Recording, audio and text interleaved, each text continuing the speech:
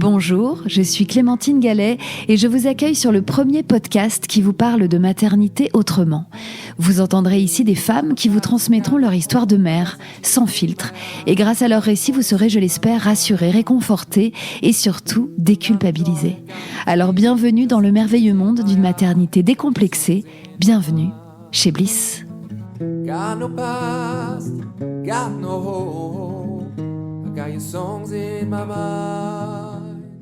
Quand on devient parent, on découvre plein de sentiments d'une puissance rare, et notamment la peur, la vraie. La peur qu'il arrive quelque chose à un petit humain qu'on a aimé en un regard, bien plus que n'importe qui. Et ce qui incarne le summum de nos peurs et qui plane pendant plusieurs mois, alors qu'on vient de donner la vie, c'est la mort inattendue du nourrisson. Ce mystère, presque une légende dont on parle peu et qui est heureusement très rare, existe pourtant et brise des familles entières. Alors il était nécessaire d'en parler. Manon était une mère et une femme comblée quand la tragédie est venue frapper à sa porte. Un mari génial, un boulot prenant, une première fille en pleine forme et un petit bébé, Louisa, arrivé dans leur vie 4 mois plus tôt. Et puis un jour, Manon reçoit l'appel qu'aucun parent ne veut recevoir. Celui qui dit « Venez vite, c'est très grave ». En quelques heures, Louisa était partie et le verdict était tombé. Mort inattendue du nourrisson. Alors comment survivre quand le pire cauchemar de tous les parents nous arrive à nous ? Comment envisager de dire adieu à son bébé qu'on avait déjà passé 4 mois à aimer, à câliner et à connaître ? La vie a mis sur le chemin de Manon une série de clés, comme cette psychologue en maternologie rencontrée quelques mois plus tôt, comme ce roman qu'elle lisait quelques heures seulement avant d'accoucher. Et surtout, il y a eu tous ces petits signes qui l'ont aidée à développer une spiritualité salvatrice pour faire face au drame qui touchait sa famille. Dans cet épisode, vous entendrez comment grâce à tout cela, mais aussi grâce à son couple fort, solide et à leur fille aînée bien vivante, Manon a pu se relever et accueillir sereinement 2 autres petites filles. L'histoire que vous vous apprêtez à entendre aborde le sujet terrible de la mort inattendue du nourrisson. Il est donc à écouter dans les meilleures conditions possibles. Merci beaucoup.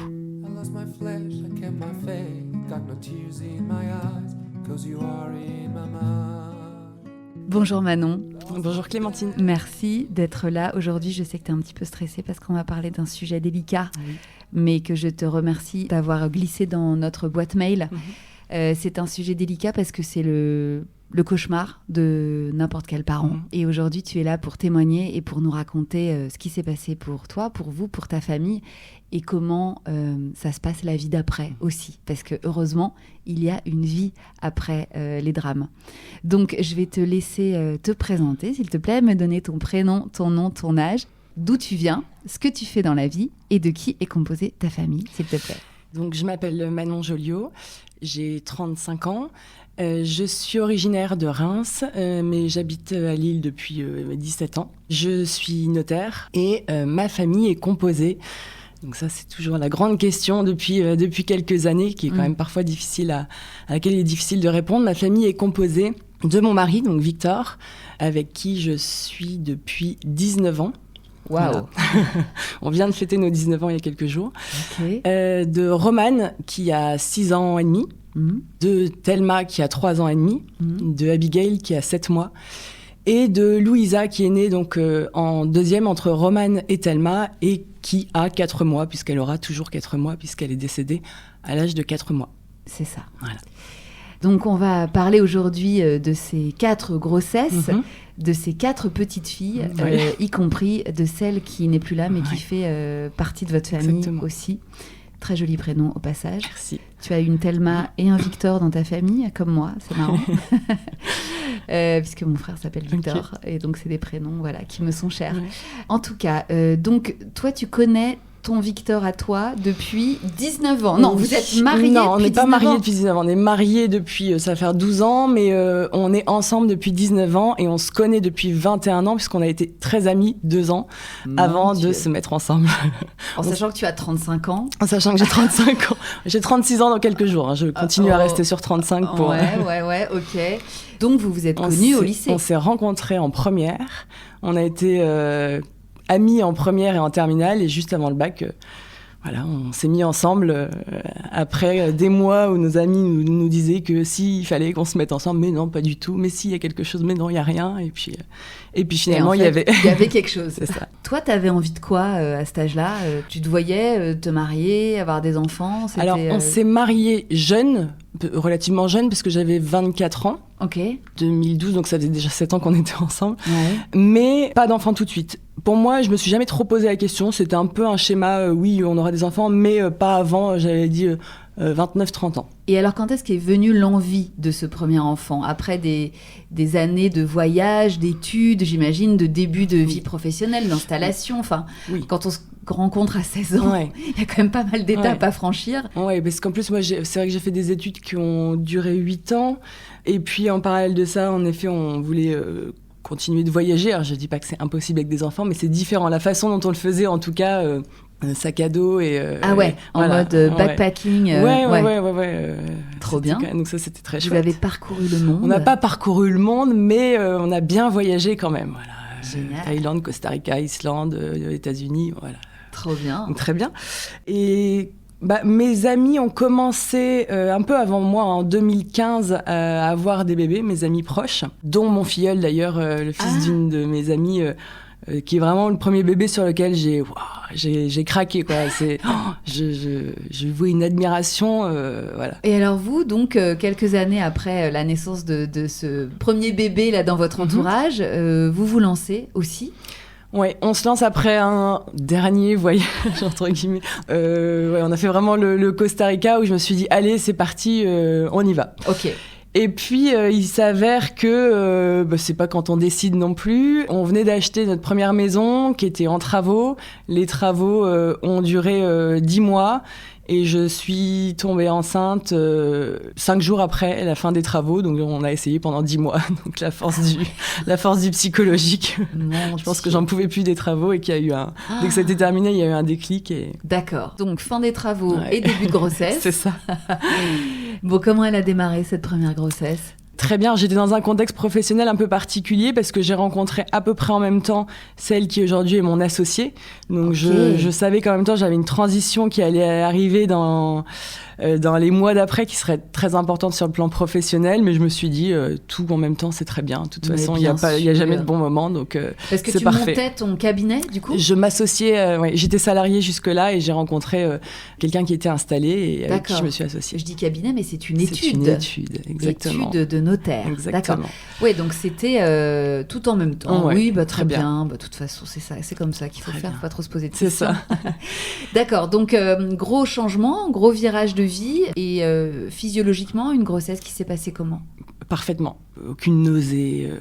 Aucun mal-être. Alors, une grosse fatigue, attention. Les 3 premiers mois, un truc où tu as l'impression que tu vas t'effondrer la tête dans un dossier à 18h. Mais, l'épuisement des premiers mois. Ça, c'est impressionnant. Mais en dehors de ça, rien nickel. du tout. Ah ouais, nickel. Vous saviez que c'était une petite fille ? Vous avez demandé ? Non. Vous étiez suivie à l'hôpital public ? Non. Une clinique privée qui est juste à côté de chez nous. C'était mon gynéco était là-bas en fait déjà, donc recommandé par. J'ai plein d'amis qui étaient avec lui. Il est top. Ok. Donc vraiment. Donc, c'était là-bas avec lui. Dès le début, dès la première écho. Ouais. Et il était là le jour J ? Eh bien non. Ah. Puisque j'ai accouché. C'est bien la peine. J'ai accouché le 3 août, donc je savais déjà, de toute façon, vu les dates, j'ai toujours des dates un peu pourries. Tu verras par la suite. Mais... donc là, au cœur de l'été, le gars était pas là. Il était pas là. Je n'allais pas le faire revenir de vacances. Ouais. Donc, mais j'ai eu une autre obstétricienne de la clinique qui était extra. On a adoré. Ouais. Ça s'est hyper bien passé. Alors, détail important, j'ai un taux de plaquettes qui chute pendant mes grossesses. Ok. Donc, j'étais prévenue que péri, pas sûr. Pas impossible, mais pas sûr. Bon, j'avais vu l'anesthésiste 1 mois avant, qui m'avait dit, ça va, là, si c'était maintenant, je pourrais vous faire la péri. On devra refaire une prise de sang le jour J. D'accord. Voilà. Donc, le jour J, je suis arrivée, j'étais à 3 déjà, donc pas mal.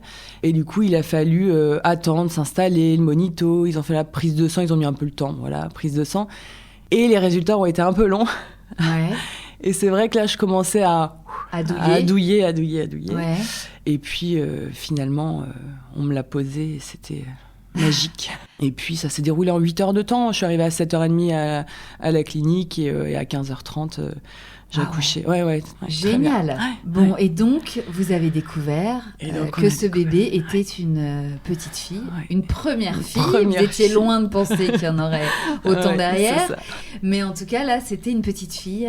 Et alors, moi, je rêvais d'avoir au moins une fille. Donc là, ça avait checké la case. J'avais dit après la suite.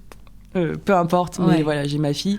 Et je me souviens, on n'a pas pleuré cette fois-ci, on n'a pas pleuré.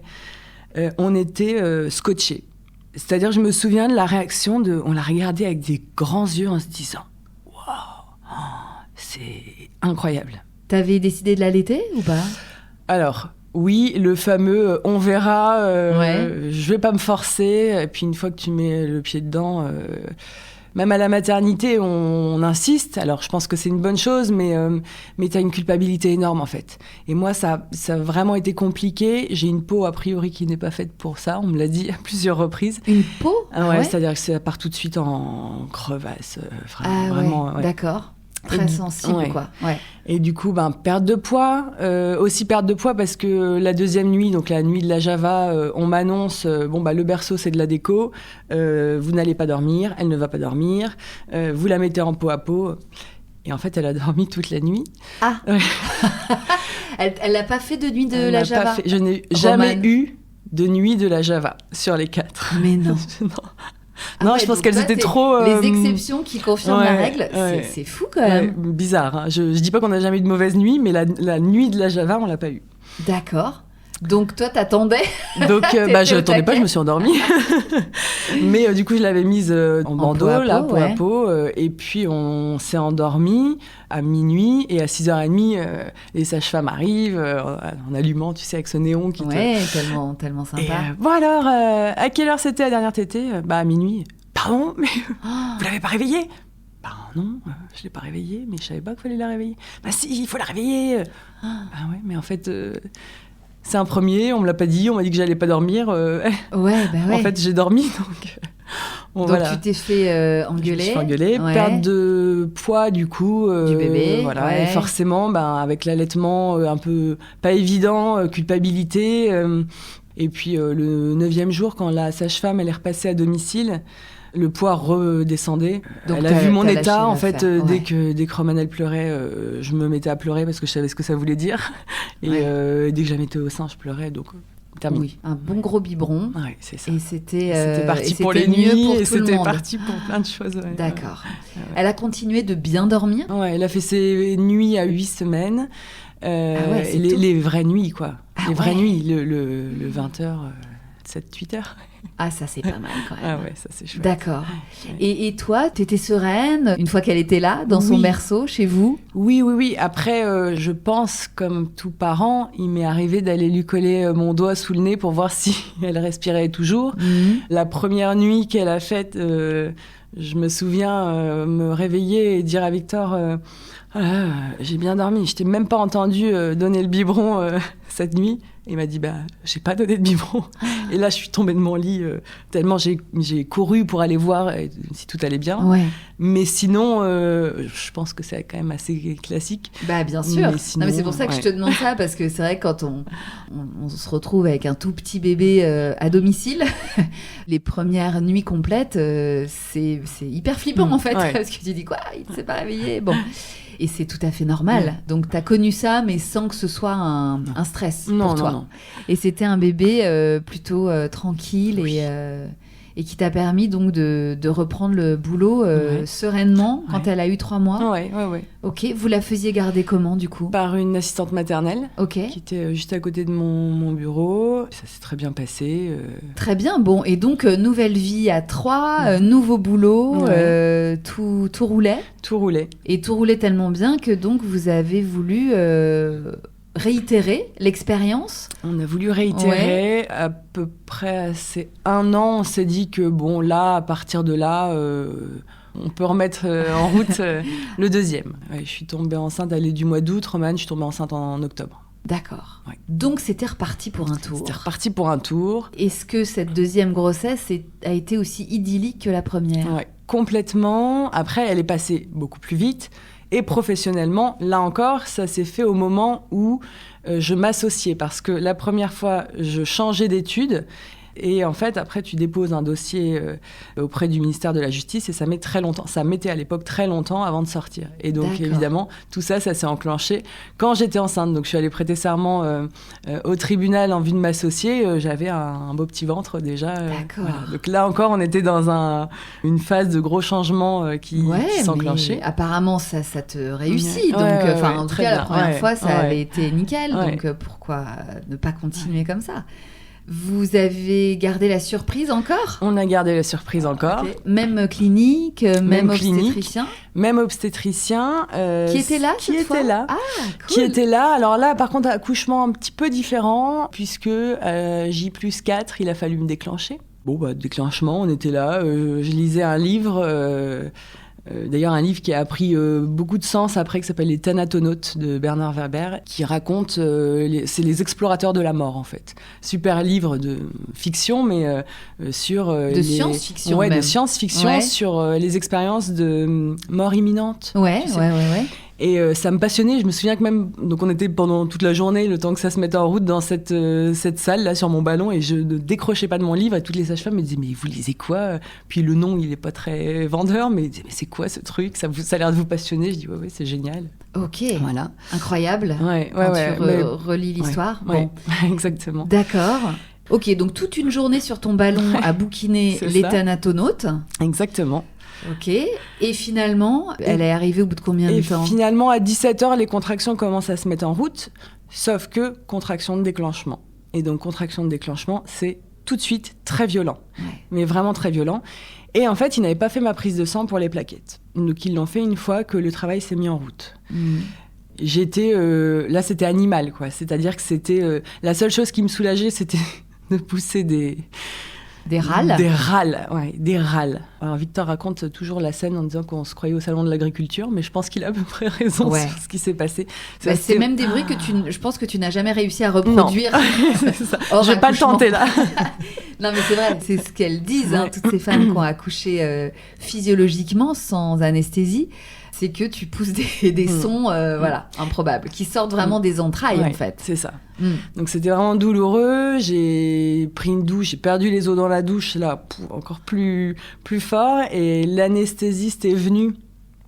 Il avait une extinction de voix ce jour-là, donc il me parlait comme ça. Et sauf que moi, je faisais des bruits, donc je l'entendais à peine. Il me disait non, mais là, dépêchez-vous, faites le dos rond. J'étais là, mais c'est moi. Tu vois bien que je souffre. C'est ça. Donc il m'a posé la péri, parce que les résultats donc, sont arrivés, c'est bon, on peut y aller. Il a posé la péri. Il est sorti de la salle, mon gynéco entrait, et il a dit bon, vous êtes à 10, on y va. Ah ouais, c'était -1. Ouais. Mais tu as quand même eu ta péri. Ouais, mais je l'ai eu, en fait, 20 minutes après, j'accouchais, donc elle a pas. Donc tout non. le travail sans Ouais, péri, c'est quand ça, même. c'est ça. Waouh. Et du coup, vu que même pour l'accouchement, en fait, elle n'avait pas encore eu le temps d'agir. Là, c'est moi qui ai dit, mais c'est super, hein, c'était très bien. C'est moi qui ai dit, c'est maintenant, il faut que je pousse, c'est maintenant. Ok, voilà, c'est maintenant. Et puis ça s'est fait très rapidement. Et donc, ils me l'ont posé sur moi. Et j'ai dit à mon mari, regarde ce que c'est. Et donc, il me dit, c'est une petite fille. Donc une petite Louisa. Une petite Louisa. Ouais. Et les premiers jours alors à la maternité? Premier jour très bien. Au bout de 24 heures, dans la mesure où j'avais directement les crevasses, j'ai dit stop, cette fois-ci je me... Ouais, je me risque pas Ouais. à un allaitement. Ouais. Ok. Les sages-femmes m'ont dit tout de suite, ah oui, là c'est parti tout de suite en crevasse, ok, stop. Ah Du ouais, coup, au bout de séjour- 24 heures Au des bout de crevasses. 24 heures. Ah oui, effectivement. Donc séjour à la maternité, beaucoup plus serein d'ailleurs que le premier, parce que ça avait beaucoup joué, ça, l'allaitement, t'as les visites, donc t'es pas à l'aise. Là, voilà, j'étais beaucoup plus sereine. Romane qui est venue rencontrer sa petite sœur du haut de ses 23 mois, oui. est venue rencontrer sa petite sœur, et je me souviens avec son petit cheveu sur la langue de l'époque, de cet âge-là, Ouais. où elle dit Louisa, ma petite sœur, c'était mignon. Oui, presque 2 ans, donc elle réalisait quand même ce qui se passait. Oui. Ouais. Ouais. Surtout qu'elle parlait très bien déjà, donc... Oui, elle avait vu ton ventre oui. grossir, elle était avec vous, quoi. Ouais. Elle captait ce qui se passait. Ouais. D'accord, donc les deux sœurs, là, ça devait être très émouvant Ouais, comme ouais. rencontre. Ouais. Et retour à la maison. Et retour à à la 4, maison. là. À 4. Dans les cartons, parce que une semaine ou deux avant d'accoucher, on a signé un compromis pour une maison. C'était pas trop prévu, mais une maison sur laquelle on avait des vues depuis un certain temps. Et un jour, le propriétaire m'a appelé en disant bon, comme prévu, je devais vous appeler le jour où je vendais. Et voilà, je vends. Ah, ok, bon, moi c'est pas grave, ça va le faire. Donc on a encore une fois fait un peu tout en même temps. Ouais. Donc dans les cartons. Oui, voilà, on a commencé les cartons l'été. En fait, elle est née le 16 juillet, Louisa, donc on a commencé les cartons l'été pour un déménagement fin octobre. Enfin, ok. Ça s'est fait tranquillement. J'ai repris assez vite, très vite, parce que là maintenant j'étais en libéral. Et j'étais plus salariée, donc j'ai repris. Je crois que c'était le 9 septembre, donc elle avait pas encore 2 mois. Ok. Et vous l'avez mise chez la même assistante maternelle ? Oui, parce que Romane rentrait au jardin d'enfants de l'école dans laquelle elle est actuellement. Ils ont un jardin d'enfants, ils prenaient à 2 ans, donc elle avait 2 ans et 1 mois. Et du coup, la transition s'est faite comme ça. On a remis chez la même assistante maternelle. Ça, c'est quand même idéal, quand tu peux un peu garder ta place. Ah bah ouais, c'était vraiment... En fait, ça allait dans notre schéma de tout roule, voilà, tout est... tout rentre dans les cases. Et cette assistante maternelle, donc ça faisait 2 ans qu'elle était dans votre vie, en fait. Ouais. Donc vous aviez tissé des liens, j'imagine, assez forts avec elle. Oui, bien sûr. Ouais. Elle s'appelait comment ? Enfin, elle s'appelle comment ? Elle s'appelle Ludivine. Ludivine, d'accord. Ouais. Et comment ça se passait au quotidien ? Elle vous envoyait des photos dans la journée ? Elle était très connectée à vous ou... Oui, on avait toujours des petites photos, un petit compte-rendu, un petit cahier le soir dans lequel elle notait le compte-rendu de la journée. C'était très chouette. Donc Louisa, elle était allée chez Ludivine à même pas 2 mois, tu disais. Juste avant ces 2 mois. Ouais. Elle faisait déjà ses nuits ? Oui. Juste donc avant que je reprenne, elle a fait ses nuits à 6 ou 7 semaines, Ok. Ouais.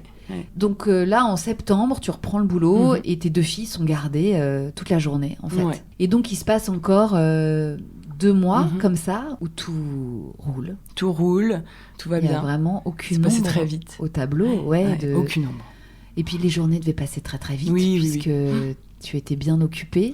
Oui, professionnellement, le déménagement, donc un peu dans les travaux, voilà, mais c'était quand même habitable. Hein. Ouais.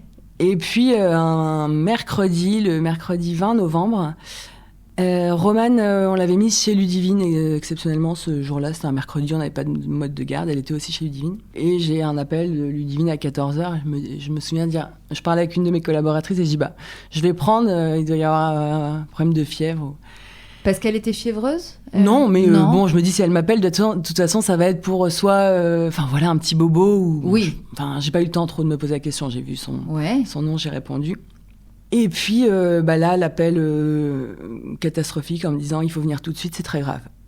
Donc, elle te dit ça tout de suite ? Quoi ? Mais elle était, évidemment, le souffle coupé. Elle me dit, c'est Louisa, ça va pas, venez tout de suite.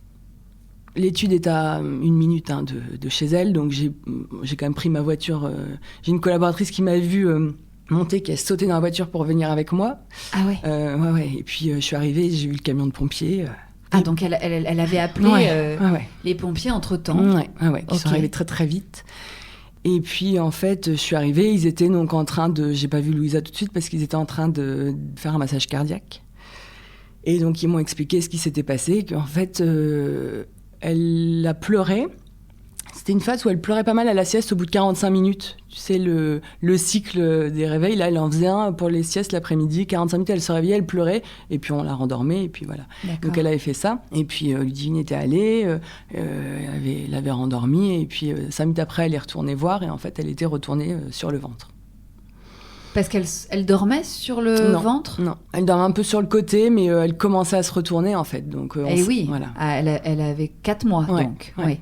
Oui, c'est l'âge où il commence à se retourner. Bah oui, mais à se retourner, mais pas forcément à réussir après à se retourner. En fait, de toute façon, ça restera un mystère. Hein. C'est d'ailleurs la mort inattendue du nourrisson, parce qu'on n'appelle plus ça mort subite du nourrisson. La vraie mort inattendue du nourrisson n'a pas d'explication, en fait. On sait pas. Alors là, on ne sait pas si c'est ce qui s'est passé, mais en effet, elle l'a retrouvé comme ça sur le ventre. Sur le ventre, ouais. Donc qui ne respirait plus. Elle s'en est rendue compte très vite. Tout de suite, et elle a fait tout de suite les gestes qu'il fallait en fait. Hein, elle a fait ce qu'il fallait. Elle a fait du bouche à bouche, elle a fait un massage cardiaque et elle a appelé les pompiers qui sont venus, qui ont pris le relais. Elle avait une formation oui, premier secours, Ludivine. Oui. C'est une femme de quel âge ? Elle avait quel âge à l'époque ? Une jeune femme ? Elle avait déjà des enfants ? Ans, ouais, elle a un petit garçon d'une dizaine d'années à l'époque. Ouais. D'accord, ok. Donc elle savait faire. Ouais. Et elle a très bien fait d'ailleurs. Hein. Oui, c'est ce que nous ont confirmé les pompiers après. Oui, elle a été extrêmement réactive. Ouais, très réactive, ouais. Donc, toi, tu arrives là, dans ce tableau cauchemardesque. Ouais, avec des pompiers, le SAMU et des policiers qui étaient là aussi, qui ont été appelés parce que je crois que c'est obligatoire, au regard de la loi, qu'ils soient appelés dans un contexte comme celui-là. Et donc, ils ont réussi à faire repartir le cœur, mais je me souviens de la médecin urgentiste pédiatre, je ne sais pas quel était son statut exactement, mais qui s'est mis à mon niveau et qui m'a dit « c'est très grave ». C'est très grave. Voilà, pour que je prenne conscience des choses. Ouais. Et donc, j'ai appelé Victor qui est venu en vélo en 5 minutes. Voilà, et donc ma collaboratrice qui m'avait accompagnée nous a emmenés, a pris ma voiture et nous a emmenés aux urgences. Quoi. Vous avez suivi le camion de... Enfin, on n'a pas suivi aussi, ils nous ont dit ne suivez pas parce que nous, on va vraiment tracer. Ouais. Et voilà. Romane était là aussi. Elle était à la sieste, elle dormait, elle s'est pas réveillée. D'accord. Donc elle n'a pas vu tout ça. Ok, ça c'est quand même une très bonne chose. Elle n'a pas vu que j'étais là quand on... Ouais. Et c'est notre périscolaire qui allait la rechercher, qui l'a ramenée chez nous. Donc Ludivine, elle est restée après chez elle avec les enfants qui restaient. Enfin, je pense qu'elle a vite appelé parce qu'elle était évidemment dans un état inimaginable, quoi. Toi, tu comprends ce qui se passe ? À quoi tu penses à ce moment-là comme cause ? Ah non, les causes, j'ai tout de suite compris que... en fait, elle était sur le côté, elle dormait un petit peu sur le côté, et on ne sait pas si elle s'est arrêtée de respirer et que du coup, elle est tombée, entre guillemets, elle s'est mise face contre le matelas, ou si elle s'est retournée et que ça l'a empêchée de respirer. Ça, on ne sait pas et on saura jamais. D'accord. Mais donc, très vite, les médecins te disent que... c'est très grave. C'est très grave. Oui. Et toi, tu vois ton petit bébé avec un masque. Je l'ai pas vu là chez Ludivine. Tu l'as pas vu ? Non. J'ai voulu qu'il s'occupe d'elle au plus vite, quoi. Donc ils sont vite partis et puis. Donc là, vous arrivez à l'hôpital et où est-ce que tu atterris ? Dans quel service ? Est-ce que tout de suite tu sais où aller ? Je ne sais plus. Tu sais plus. Je ne sais plus. Je suis arrivée au bon endroit, ça c'est sûr, mais je ne sais plus. En plus, c'est un labyrinthe parce que c'est un très gros hôpital. Hein. Ouais. Et donc, c'était les urgences pédiatriques en réanimation. Ouais. Super équipe de médecins, vraiment super accompagnement. Mais on comprend très vite que les conséquences, elles seront catastrophiques. C'est-à-dire que soit elle ne se réveillera pas, soit elle aura des très grosses séquelles. D'accord. Ils ont tout tenté, le cœur était reparti, mais en fait, elle respirait grâce aux machines, quoi. Donc on l'a vu. Et donc elle respirait avec des machines et elle était très froide. Et donc ils essayaient de la réchauffer, voilà, avec tous les moyens possibles. Et là, elle était dans un petit lit, dans une chambre à part. Oui. Donc vous étiez entre vous, autour d'elle. Entre nous, avec les médecins évidemment qui venaient et qui repartaient. Ouais. Les médecins très touchés par ce qui se passait. Le terme mort inattendue du nourrisson, il le prononce ou pas ? Ils l'ont pas prononcé là. Et vous posez des questions ? J'avais rencontré quelque temps auparavant, dans le cadre professionnel, une de mes clientes qui achetait une maison qui était juste à côté de notre ancienne maison, donc ça m'avait marqué. Et lors du rendez-vous, je lui avais demandé, elle était psychologue, et je lui avais demandé où elle était, ce qu'elle faisait concrètement. Elle m'avait dit, je suis psychologue spécialisée en maternologie. Et je lui avais dit, ah bon, je connaissais pas, voilà. Ouais. Et ça m'avait marqué. Je ne retiens pas la profession de tous mes clients, mais là, ça m'avait spécialement marqué. Et elle avait développé ce que c'était, un peu ? Elle m'avait raconté que c'était sur les personnes qui veulent un enfant qui n'y arrivent pas, les personnes qui ont un enfant qui n'en voulaient pas, tout un tas de choses, le déni de grossesse, les difficultés, la dépression postpartum, tout ce qui est lié à la maternité. Ok. Voilà. Et en fait, quand on était à l'hôpital, j'ai rapidement dit à Victor, il faut l'appeler cette dame, parce qu'il faut savoir ce qu'on doit dire à Romane déjà. Parce que, on a appelé nos parents aussi, alors ça c'est un moment très difficile, parce que, voilà, j'ai le souvenir d'appeler... T'as appelé ta maman ? Oui, ce premier coup de fil, il concrétise ce qui est en train de se passer. Ouais, et surtout quand elle dit « mais ça va aller », et je lui ai dit non. Évidemment, elle s'est effondrée. Bah oui. Et voilà, et après j'ai appelé mon père et je lui ai dit, faut que t'ailles chez maman, quoi. Ouais. Pour la soutenir. Ouais. Et ils sont venus le soir, ils ont pris le relais avec la périscolaire qui avait ramené Romane. Et ils lui ont rien dit, hein. Ils lui ont rien dit. Il a fallu faire bonne figure devant leur petite fille. Ouais. Et puis nous on a dit que le lendemain matin on voulait l'emmener à l'école. D'accord. Voilà, donc c'est pour ça qu'on a voulu appeler cette femme. Cette cliente, comment s'appelle-t-elle ? Nathalie Baudouin. Nathalie. Elle est extraordinaire. C'est fou que tu aies eu cette lucidité et cette très bonne idée de tout de suite sentir que vous alliez avoir besoin d'aide. Ouais. Et de mettre en place les outils pour essayer d'avoir la tête qui quand même continuait à respirer, quoi. C'est ça, hors de l'eau. Ouais. Donc vous l'avez appelée, Nathalie ? Donc on l'a appelée depuis l'hôpital. J'ai commencé à lui parler, mais j'ai pas réussi, évidemment, parce que je suis quelqu'un d'émotif. Donc en plus, au vu des circonstances, voilà. Donc c'est Victor qui lui a parlé ? Donc Victor a pris le téléphone et lui a raconté. Et elle nous a tout de suite aidé dans ce qu'il fallait dire à Romane. Et elle nous a dit, il faut pas lui dire qu'elle est au ciel, que c'est une étoile, elle est trop petite, Romane, pour ce genre de formule qu'elle va du coup imaginer. Et il faut dire les choses, il faut dire les mots, il faut dire que ta petite sœur, elle est morte. Il faut employer ce terme-là. Ouais. D'accord. Voilà. Et alors, à quel moment on vous dit qu'il n'y a vraiment plus d'espoir ? Enfin, j'imagine qu'elle était branchée à des machines qui la maintenaient en vie. Oui. Quel est le protocole dans ces cas-là ? Le lendemain matin, on nous avait dit qu'on passait la nuit pour voir s'il y avait une activité cérébrale se remettait en marche. D'accord. Et le lendemain matin, on nous a dit qu'il n'y avait pas d'activité cérébrale. Vous avez dormi sur place ? Oui. Donc tes parents étaient chez vous avec Romane et vous avez dormi à l'hôpital ? Auprès d'elle. Auprès de Louisa, oui. Qu'est-ce qui s'est passé pendant cette nuit ? En fait, déjà, il y a le bruit des machines qui est vraiment... sa respiration liée au bruit des machines, c'était... Je l'ai encore dans la tête, quoi. C'est vraiment particulier. Vous avez dormi ? Oui, je crois un petit peu. Ouais. Vous aviez des lits ? Vous étiez sur des fauteuils Un lit de camp. d'accord. Voilà, Ok. Bon. Est-ce que vous avez réussi à vous parler avec Victor, à verbaliser des choses ? Je lui ai dit très très rapidement qu'il allait falloir qu'on soit très fort. Parce que je savais que, quelles que soient les suites, dans tous les cas ce serait grave, et que quelles que soient les suites, ce genre de contexte en général, ça divisait les couples, enfin ça faisait casser les couples, quoi. Enfin, statistiquement, je crois que c'est assez... c'est quand il arrive quelque chose comme ça. Alors, j'avais pas trop de doutes sur notre couple, parce que, voilà, on a un couple solide, mais je me suis dit, oulala, va falloir être très fort. Donc ça, toi, tu lui as dit très vite ? On se l'est dit très vite. Et l'idée, donc, c'était d'attendre le lendemain matin pour voir si l'activité cérébrale était repartie. Oui. Ok.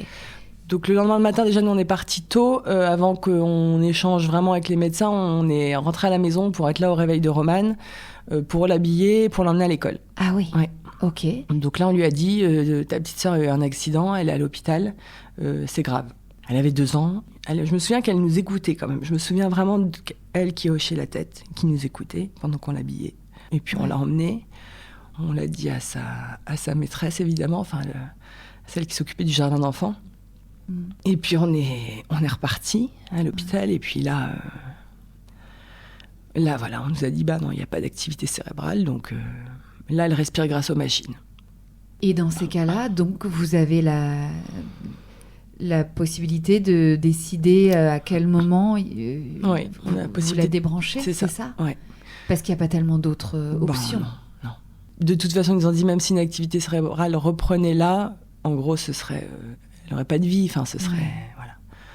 Bien sûr. Ouais. Donc, on a pris cette décision-là. On a voulu attendre que nos parents arrivent. Donc, ils sont tous venus. Et nos sœurs aussi, ouais. Nos 2 sœurs et nos 4 parents. Ok. Et la femme de mon beau-père aussi, qui était là. Ils ont pu accéder à la chambre ? Ouais, exceptionnellement, en fait.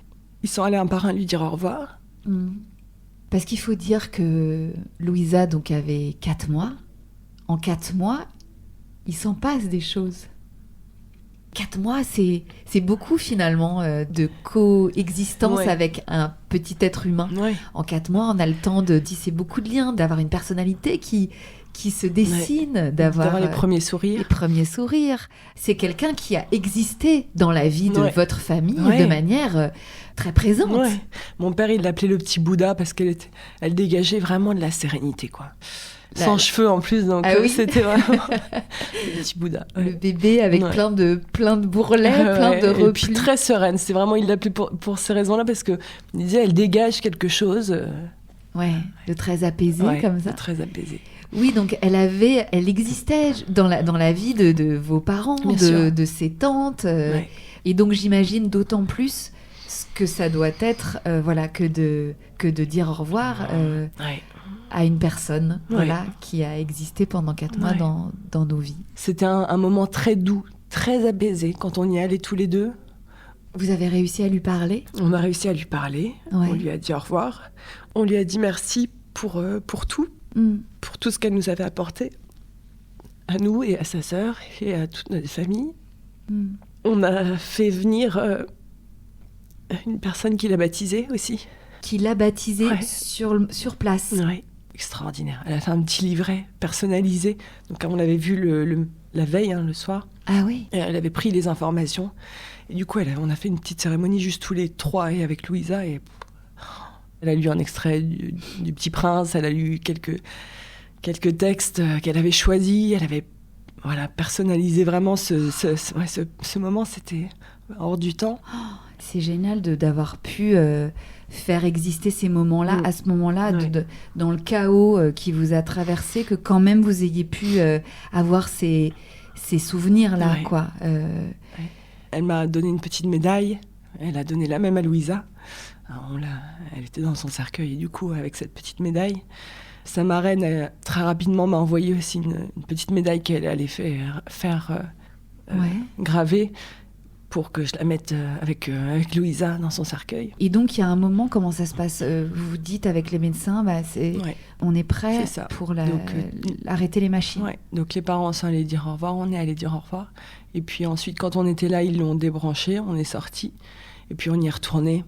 Mais elle était plus là, ça se voyait. Parce que la température du corps, évidemment, chute. Je sais pas, non, c'est un peu plus spirituel que ça. Je pense, elle était plus là. Elle était plus là. Donc ça, c'était le lendemain. C'était le 21, le jeudi, le jeudi 21 novembre. D'accord. Ouais. Donc vraiment quasiment 24 heures après. 24 heures après. Pile. Ce coup de fil de Ludivine. Oui.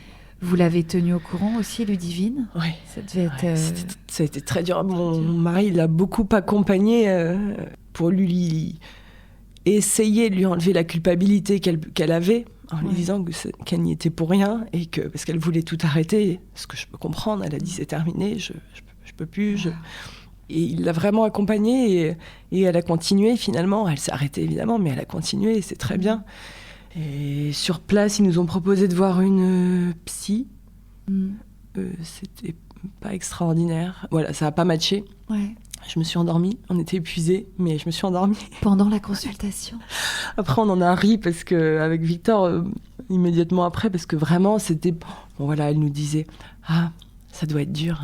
Hein. Voilà. Ah oui, d'accord. Donc ça n'a pas... ça n'a pas matché. Je critique pas la personne, mais... Peut-être qu'elle n'était pas formée pour ce genre d'événement. Ouais. Ce qui paraît pas normal, évidemment, mais bon... qu'est-ce qui était important pour vous à ce moment-là, dans ces derniers instants de vie où votre fille était encore là, présente dans la pièce ? De lui dire ce qu'on avait à lui dire, de lui dire merci. Merci pour ces 4 mois pendant lesquels on a été les plus heureux du monde. Et merci de nous avoir choisis, et merci. Voilà. Ouais. Et puis tout ça a commencé à faire du lien, donc avec ce que je te racontais sur les Thanatonautes, parce que c'est une trilogie. Il y a même encore plus de livres que ça, parce que Bernard Werber, quand il écrit, tu sais, les fourmis, tu as plusieurs tomes. Et donc, la suite des Thanatonautes, c'est l'Empire des Anges. Et donc, c'est ce qui se passe après, et quand tu... alors, les différentes vies, et en fait, un système, en gros, je caricature un peu, mais de points, et qui te permettent d'accéder au grade d'ange. Et en fait... Il y avait même une explication, je crois, qui parlait même des cas de bébés qui meurent très vite, et qu'en fait, ils avaient besoin que de quelques points, et c'était des êtres presque parfaits, et qui allaient dans des familles où ils savaient que ça roulerait. Enfin, vraiment, des explications qui te permettent de... Incroyable. Extra. T'as tout de suite connecté avec ce livre que tu avais lu donc au moment de ton accouchement. Et j'étais en train de lire l'Empire des Anges à ce moment-là, en fait. Donc, oui, d'accord. Ça m'a... permis de faire du lien et d'expliquer même et tu vois, de trouver presque un sens à tout ça, quoi. Ouais, parce que à quoi on peut se raccrocher en fait dans ces moments-là? Alors, les piliers, ce qui nous a aidés, c'est Romane, parce que le soir même, donc, quand on est rentré, on a dû lui dire, donc on lui a dit, voilà, donc ta petite sœur, elle est morte. Et alors, comment s'est passé ce moment? Ouais, elle nous a écoutés, d'accord, oui, elle est morte, d'accord. Ça représentait quoi pour elle à ce moment-là? Est-ce qu'il y avait des références dans des petits livres ou dans des... Non. Elle était pas du tout sensibilisée il y a 2 ans. Sa maîtresse nous a offert, c'était un geste très mignon d'ailleurs, un livre sur un renard, je crois, qui meurt et ses amis de la forêt qui se recueillent autour de lui et qui racontent les bons souvenirs, en fait, qui est vraiment destiné aux tout petits. Ok. Ouais, parce que c'est tellement abstrait. Enfin, même quand on est adulte, on a du mal à concevoir ce que c'est que la mort. Donc évidemment, pour une enfant de 2 ans, c'est compliqué. Mais bon, en tout cas, vous avez su trouver les mots et vous avez tout de suite employé les vrais mots, quoi. Ouais. Et tu vois, quand je te parle des ressources, donc évidemment Romane, parce que le soir même, elle faisait le clown. C'est vraiment un petit clown et on s'est retrouvés le soir même à rigoler, en fait, rigoler avec elle. Et t'as une raison de te lever le matin, quoi. Ouais. Donc il y a eu elle, il y a eu Nathalie Baudouin qui nous a énormément aidés. Par ses recommandations aussi de livres, notamment un livre qui s'appelle La mort expliquée aux enfants, du docteur Charbonnier, et qui parle, alors il faut être un petit peu ouvert d'esprit, mais qui te parle des synchronicités, ce qu'on appelle les signes, où tu as l'impression que, tiens, c'est fou, il y a eu telle chanson qui est passée à ce moment-là, mais en fait, c'est bien plus que des signes, c'est vraiment on y croit, on n'y croit pas. Moi, j'en suis persuadée parce que j'ai expérimenté du coup ce genre de moment où tu dis, là, c'est elle qui s'adresse à nous, quoi. Comme quoi, par exemple? J'étais dans ma chambre en train de lui parler. Ouais. Et puis... combien de temps après? Ça devait être 2-3 semaines après. Ouais. Et puis, dans sa chambre, on n'allait plus. Dans sa chambre, le robinet qui coule. Et personne n'y était allé. Et j'entends le robinet qui coule de manière assez forte. Ah oui? Ouais. On a eu... Victor, il était dans le salon. Et puis, on a eu une petite photo d'elle. Et puis d'un coup, même contexte, il parlait d'elle ou je ne sais plus, et puis il y a sa petite photo qui tombe, le cadre qui tombe. Alors tout ça, tu peux dire oui, le robinet était mal fermé, le cadre y est tombé parce qu'un cadre, ça peut tomber. Mais en fait, une fois, 2 fois, voilà. Et tout ça, c'est bien expliqué. Et ça notre Nathalie, justement, Baudouin, nous a beaucoup accompagnés sur ça, m'a recommandé des lectures et qui font vraiment beaucoup de bien, quoi. Toi, t'as senti que t'avais besoin justement d'aller vers la spiritualité à ce moment-là, plus que d'habitude? C'est même pas que j'en avais besoin, c'est que ça m'est tombé dessus comme une évidence, quoi. Une évidence. En fait, tout le fait qu'il y ait eu Nathalie sur notre route, que j'ai lu ce livre-là à ce moment-là, que j'ai eu ces moments... pour moi, c'était... Il n'y a pas de doute, quoi. Voilà. Comment se sont passés les jours d'après, ce 21 novembre? Est-ce que tu peux nous raconter, dans les grandes lignes, évidemment, comment ça se passe? Oui, on a pu faire l'enterrement que le 28, donc... 7 jours après. 7 jours après la date du décès, parce qu'il a fallu faire une autopsie pour qu'il s'assure que c'était pas un arrêt cardiaque, qu'il n'y ait pas eu un problème, un AVC, quelque chose au cerveau, donc une autopsie complète. Et c'était aussi dans le but de nous rassurer sur un éventuel bébé à suivre, parce que sinon le protocole est différent, en fait, dans ce cas-là. Si on trouve une anomalie, un problème génétique, cardiaque. Et c'est vrai que t'es un petit peu dans l'expectative, parce qu'on avait plus ou moins une date d'arrêté, mais on savait pas trop. Et je crois qu'elle a été confirmée, je me demande si c'est pas 24 ou 48 heures maximum, en tout cas avant la date de l'enterrement. Donc c'est vrai que c'est un peu bizarre. Et après, tu vas aux pompes funèbres. Et en fait, nous, on avait quand même encore... Moi, j'avais mes 4 grands-parents. J'avais jamais perdu personne. Ah oui. C'était ton premier enterrement de quelqu'un d'aussi proche? Oui. Donc, pompes funèbres, tu te retrouves à choisir un cercueil de 90 cm. Enfin, c'est... C'est vous qui y avez été? Ouais, on y a été avec nos sœurs qui nous ont accompagnés. D'accord. Tu dois choisir donc un cercueil, tu dois choisir ensuite tout pour le cimetière. Tu te retrouves à choisir du marbre. On s'est mis à rigoler comme si on était chez Ikea, à devoir confronter le plan de travail avec la crédence, quoi, en fait. Parce que notre dernière expérience, c'était ça. On devait mettre ensemble le marbre qui composera la pierre tombale. Voilà. C'est tellement improbable. T'es presque prise d'un rire nerveux, tellement c'est bien surréaliste, quoi. On est vraiment en train de regarder si le marbre, là, il colle avec celui-là et si ça va rendre... Voilà. Ouais, c'est surréaliste. Et donc là, il y a tous nos amis qui étaient venus nous entourer. Comment ils ont été mis au courant ? Vous avez écrit un message collectif et vous l'avez envoyé à tout le monde ? Oui, à nos amis les plus proches, on avait prévenu entre l'accident et le décès, déjà de ce qui se passait. Ouais. Et puis après, on a dû faire ce message à tout le monde, quoi. Ouais. Le message que tu veux jamais envoyer, quoi. Je pense aussi le message qu'en tant qu'ami, tu veux jamais recevoir, quoi. Oui, c'est sûr. Il y avait des amis autour de vous qui avaient des tout petits bébés ou qui étaient enceintes Ma sœur m'a dit à ce moment-là qu'elle était enceinte. C'était son premier bébé ? Oui. Elle devait venir me voir 2 jours après pour me l'annoncer. J'avais un peu compris le truc et elle me l'a dit et en s'excusant de me le dire, je lui ai dit mais c'est merveilleux. Et à l'enterrement, c'était un défilé de femmes enceintes en fait. Ouais, il y avait beaucoup, il y avait énormément de monde. On a été très très entourés. Et c'est vrai qu'il y avait beaucoup de femmes enceintes, beaucoup de... Vous étiez à l'âge où tout le monde fait des bébés, quoi. Ouais. J'étais admirative du courage de certains, quoi. Ils voulaient être auprès de vous et puis accompagner Louisa. Donc, après ce passage aux pompes funèbres, c'était quoi votre envie ? C'était qu'elle soit donc enterrée dans un cimetière où vous n'aviez jamais mis les pieds, du coup ? Non, puisqu'on n'est pas lillois, nous, donc en fait on n'est pas du Nord, donc, mais elle est à Lambersart, à côté de chez nous. D'accord. Et on a déjà nos places auprès d'elle. Ah oui. Oui, du coup c'est l'occasion d'acheter un caveau familial ou un truc comme ça. Ouais, mais bon. C'est sûr que c'est pas le genre de truc dans lequel tu te projettes. En tout cas, pas pour ton enfant, avec toi, quoi. Tu lui souhaites d'être avec sa propre famille, et voilà, mais on sait qu'on sera avec elle, quoi.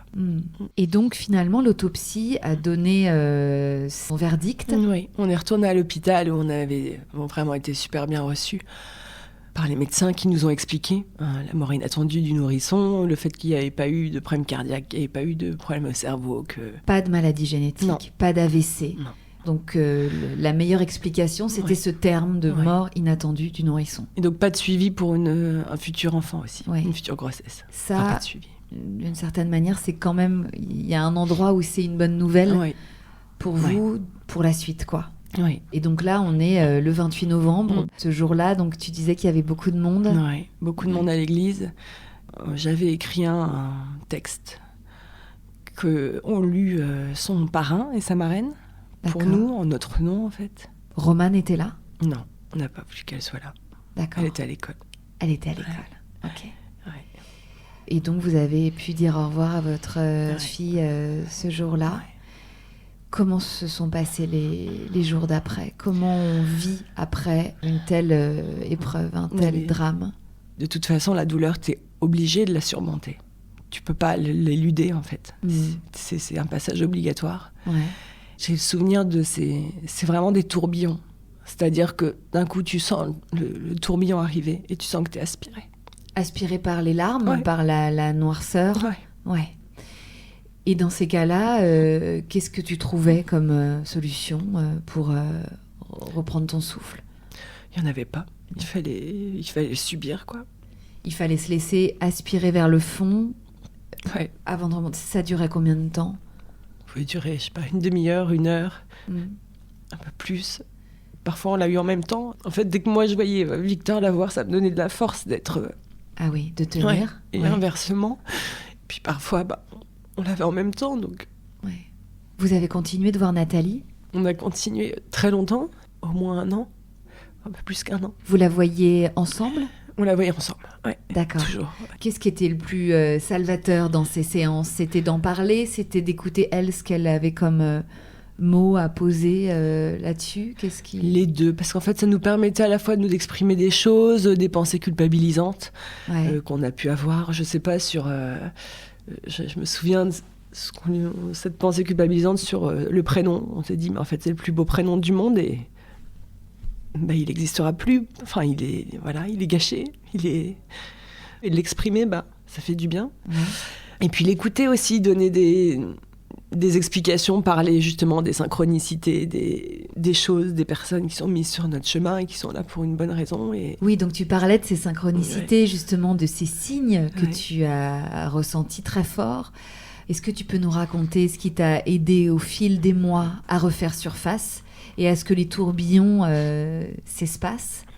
Je pense que les tourbillons, ils sont inévitables et c'est le temps qui va, dans tous les cas, aider. C'est ce qu'on dit toujours et c'est ce qu'on nous a dit tout de suite. Et on disait, mais non, en fait, moi, j'ai mon cœur, on lui a enlevé un morceau. Et finalement, là, avec le temps, tu penses, tu mets un sparadrap là-dessus. Il sera toujours amputé d'une partie. Ouais. Mais le temps fait que la plaie, elle est pansée, quoi. D'accord. Et aussi, vu qu'elle n'avait que 4 mois, ce que j'ai dit à Nathalie Baudouin rapidement, c'était que je lui ai dit, j'ai un trou dans le ventre. Je lui ai dit, j'ai un besoin viscéral de tenir un bébé ou d'avoir un bébé. J'ai vraiment mal aux entrailles, au ventre, quoi. Et elle m'a dit, c'est normal parce que ton bébé, tu le portes 9 mois. Et en fait, tu as 9 mois dedans et 9 mois dehors, vraiment, pour que ce détachement physique, il ait lieu. Donc là, en fait, vous avez encore ce lien, mais physique. Je ressentais vraiment, je lui disais, j'ai un besoin de serrer un bébé. Voilà, j'en ai besoin. Et ça, tu t'en voulais d'imaginer un autre bébé après Louisa, ou au contraire, c'est venu assez vite ? C'est venu très vite. On s'est dit, faut pas le faire là tout de suite. Il faut qu'on ait le temps de processer un peu... tout ça. Toi, tu as arrêté de travailler pendant... Non, tu fais le nom de la tête, mais donc tu n'as pas arrêté de travailler du tout ? En fait, on a repris assez vite l'un comme l'autre. Il fait quoi, Victor ? Victor, il est dans une boîte qui fait du marketing digital. Il est salarié dans il est salarié. D'accord. Et en fait, on avait quand même besoin d'être occupés dans notre tête parce qu'on voyait que chez nous, on était quand même dans un système où on se morfondait, forcément, mais voilà, on avait du mal à penser à autre chose, évidemment. Et au travail, malgré tout, ça te met la tête dans quelque chose, quoi. Donc on a assez vite repris. Je sais qu'avec mon associé, on avait décidé pour le Noël de l'étude d'emmener nos collaborateurs, leurs enfants et leurs conjoints à Disney. Donc on l'a maintenu. Mon associé m'a dit, est-ce qu'on maintient ? Je lui ai dit oui, on maintient. Et puis on y est allé avec Romane. J'ai un bon souvenir de cette journée. C'était une chouette journée.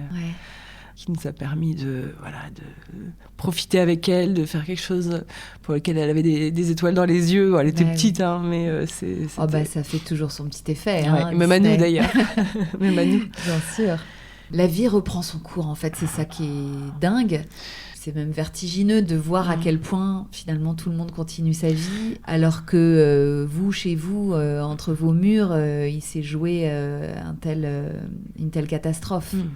Mais quand même, malgré tout, vous avez repris le chemin du boulot, quoi. On s'est forcé, mais ça a fait du bien, oui. Après, on a testé aussi un groupe de parole qui était proposé au sein de l'hôpital, qui normalement, à la base, est pour les morts intra-utérines. Oui. Il n'y avait pas de groupe dédié aux bébés qui sont décédés après la naissance. Du coup, ça incluait aussi ces cas de figure. Donc, on y est allé une fois. Ça m'a pas forcément apporté beaucoup de positif parce que je trouve que ça m'a mis dans des situations en me disant ah oui, il peut se passer ça, oh là, il peut se passer ça, ok, ah oui, ça. Voilà, me confronter à d'autres scénarios. Ouais. Donc c'était un peu lourd. On s'est aussi rendu compte que dans notre malheur, on avait la chance d'avoir Romane. On le savait déjà, mais voilà, avec le témoignage de certaines personnes, on se disait comment ils font pour se lever le matin. Nous, on sait pourquoi on se lève le matin, on se lève pour Romane, en fait. Ouais. Est-ce que vous avez ressenti le besoin d'être aidé chimiquement par des antidépresseurs ? On vous l'a pas proposé, peut-être ? Ça a été évoqué, je pense, par nos mamans, surtout, qui ont dit vous avez peut-être besoin pour dormir. Mais en fait, on était épuisés et on dormait comme des masses. Ah, d'accord. Ouais. Parce que les tourbillons, là, dont tu parles, j'imagine que certains médicaments peuvent les adoucir, mais peut-être que vous aviez aussi envie de les éprouver. Je pense qu'on avait besoin surtout de les éprouver. Et ce que Nathalie nous disait, c'est que c'était aussi une phase un peu obligatoire. Du deuil, quoi. Et je l'ai ressenti d'ailleurs dans ma grossesse qui a suivi, où j'ai mis un peu entre parenthèses tout ça. Et c'est revenu après, quoi.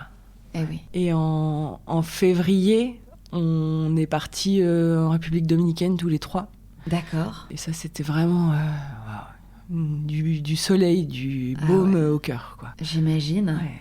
Après des fêtes de Noël qui ont dû être un peu difficiles, mais à la fois vous étiez entouré par vos familles. C'était comment Noël ? Oui, alors ce qu'aura permis Louisa, c'est de réunir nos familles. On a des parents divorcés et qui... Alors moi, mes parents, ça fait longtemps, les parents de Victor un peu moins, mais on passait pas des moments, on faisait pas les fêtes ensemble, etc. Et en fait, de se retrouver tous pour le décès de Louisa, son enterrement, ça nous a tous rapprochés. Et donc en fait, on a fait Noël tous ensemble et depuis, on continue de faire Noël tous ensemble. D'accord. Et donc ce voyage au soleil qui vous a fait le plus grand bien, on l'imagine. À ce moment-là, vous étiez déjà dans l'idée de relancer une grossesse. Donc on était 3 mois après, là. Ouais. Ça commençait vraiment à mûrir. Mais on n'a pas lancé le projet à ce moment-là. Donc on était en février 2020. Ah oui, d'accord. Voilà. Et donc... Je te vois venir. Tu me vois venir. Ah, donc vous avez voyagé juste last minute avant le confinement, last minute. Et puis très vite, branle-bas de combat, confinement. Et oui. Mais en rentrant du voyage, on a quand même dit, là, je pense qu'on peut se remettre dans un projet. Bébé. D'accord. Voilà. Et donc, cette 3e grossesse est arrivée... Fin mars. Ah oui. D'accord. Les bienfaits du confinement. Ouais. Et d'ailleurs, j'ai réalisé quelques mois plus tard que j'avais envoyé un soir, j'ai terminé ce fameux livre « La mort expliquée aux enfants ». Et que le soir où j'ai fermé mon livre, j'ai envoyé un petit message à Nathalie en lui disant « Mille merci pour cette recommandation ». Ça m'a apporté vraiment beaucoup de bien et j'ai presque pu donner un sens à tout ça. Et voilà. Et quelques mois après, je suis allée regarder la date à laquelle j'avais envoyé ce message. Et c'est la date à laquelle je suis tombée enceinte. C'est fou. Ouais. Donc ça m'a vraiment, encore une fois, libérée de quelque chose. Ouais. Donc tu tombes enceinte fin mars. Comment tu vis cette grossesse d'après ? Écoute, très bien. J'ai vraiment... je sais à quel point le bébé ressent ce que tu ressens. Donc déjà, avec l'aide de Nathalie, j'ai aussi expliqué, parlé. Dès que j'ai eu un bébé dans mon ventre, parler avec ce bébé pour dire, ce que je peux ressentir, les vagues que je peux ressentir, c'est pas lié à toi. Et j'ai quand même un peu mis sous cloche tout ça. Pour profiter. Tant mieux, t'as réussi à te connecter à ta grossesse. Je me suis connectée à ce nouveau bébé. T'as voulu demander le sexe ? Non. Toujours pas ? Toujours pas. Ah dis donc. Tu auras un oui à la fin, t'inquiète pas. J'aurais dit que là, pour cette grossesse-là, t'aurais voulu savoir. Mais non. Non. Ok. Est-ce que tu as réussi à vivre cette 3e grossesse aussi sereinement que les 2 premières, ou est-ce que tu t'es sentie plus inquiète ? Non, j'étais sereine. On a tout de suite acheté une plaque qui se met sous le matelas qui décèle la respiration. Et oui. Qu'on a encore aujourd'hui, qui est indispensable pour moi pour passer une nuit sereine. Bien sûr. Ça n'empêche rien. Mais en fait, ça t'alerte au bout de 20 secondes s'il n'y a plus de respiration détectée. Donc ça, c'était presque votre premier achat pour cette nouvelle grossesse. Ok. Vous étiez toujours dans la même maison ? Oui. Qu'avez-vous fait de la chambre de Louisa ? Parce qu'elles avaient chacune leur chambre, c'est ça ? On a fait des travaux. C'est la même chambre. Thelma s'est retrouvée dans la même chambre, mais on l'avait complètement transformée. On a vraiment fait quelque chose de chouette et à notre goût. Une nouvelle pièce, quoi. Et une nouvelle maison, d'ailleurs, de manière plus générale, à ce moment-là. Pendant ma grossesse, les travaux ont été faits. D'accord. Et puis après, la grossesse s'est très bien passée, elle s'est bien déroulée. Ok. Jusqu'à terme, du coup ? Jusqu'à terme, jusqu'à J-2. Et alors toi qui avais pu tester l'accouchement presque entièrement physiologique pour Louisa, est-ce que tu as eu envie de réitérer ou est-ce que c'était péridurale non, d'office ? J'ai pas eu envie de réitérer. C'était péridurale, mais j'ai presque réitéré puisque ça s'est à peu près passé dans les mêmes conditions, sauf que j'ai pas eu le déclenchement, donc j'ai pas eu ces contractions. Je dis pas que c'est pas douloureux parce que ça c'est resté très douloureux, mais c'était quand même dans une moindre mesure. En fait, le terme était pour le 30 décembre. Ok. 29 décembre, Ok.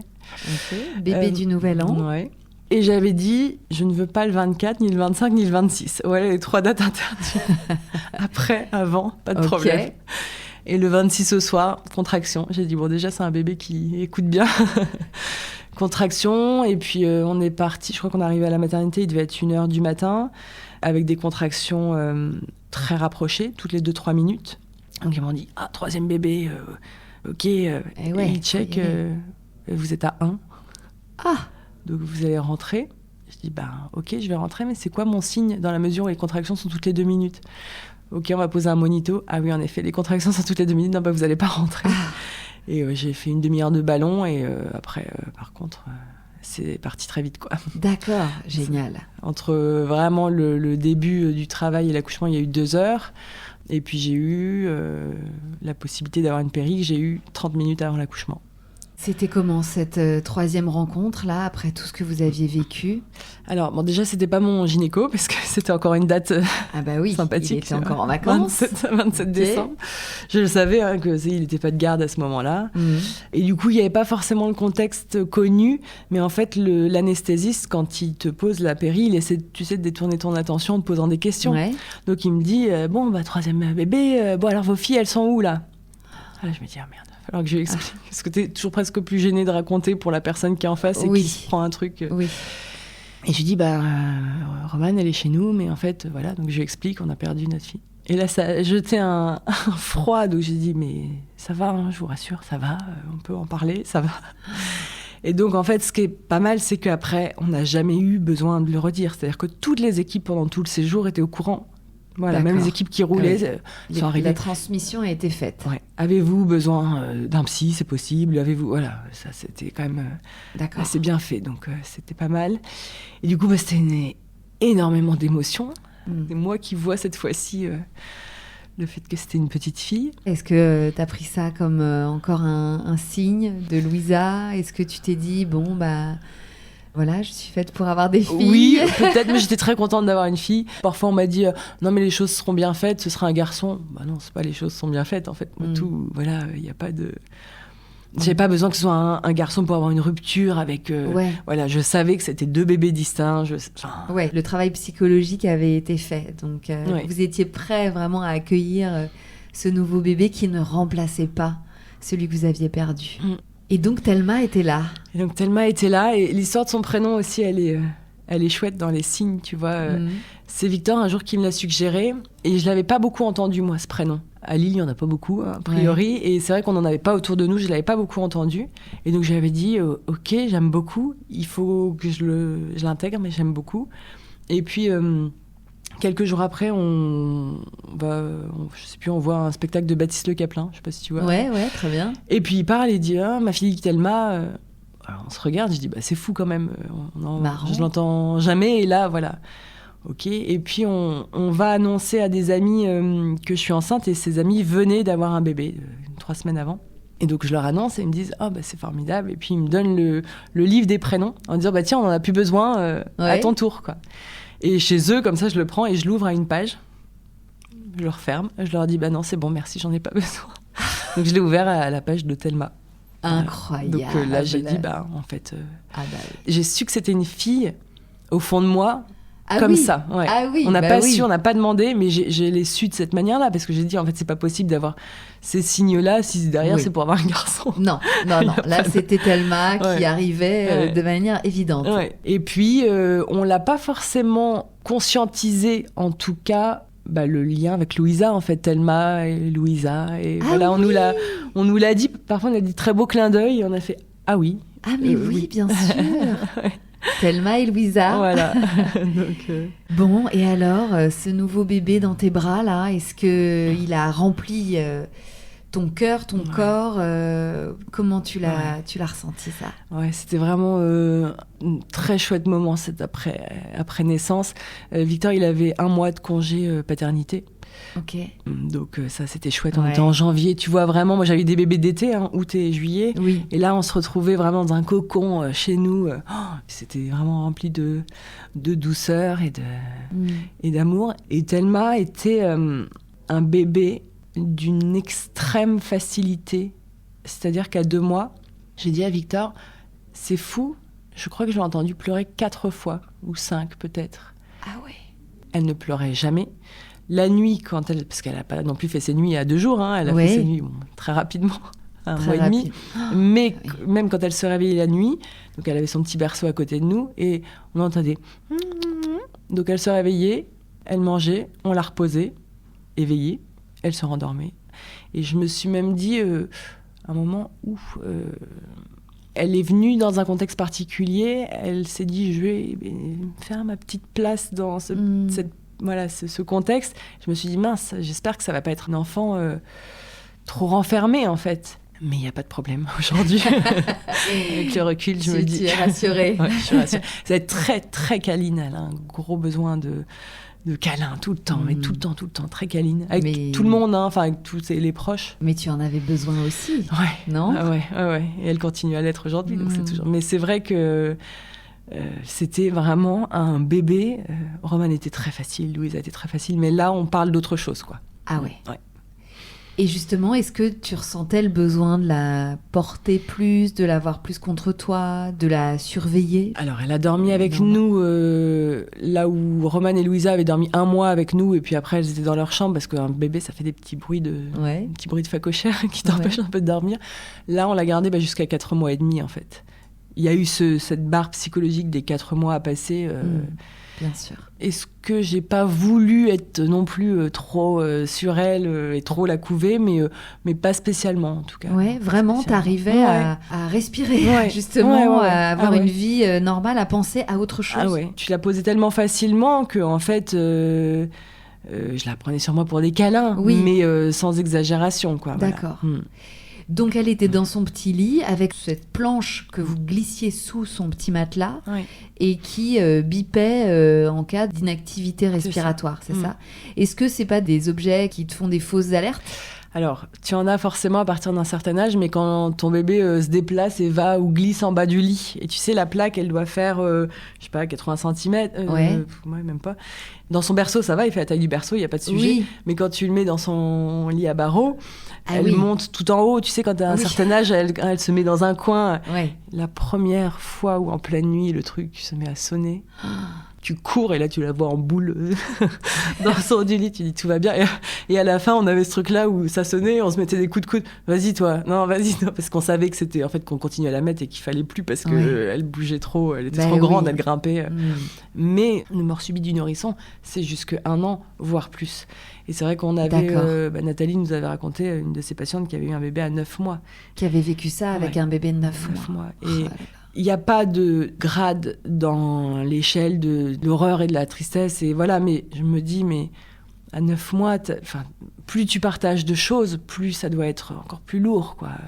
Oui, vraiment, à 9 mois, tu penses être largement sortie de cette période de vigilance.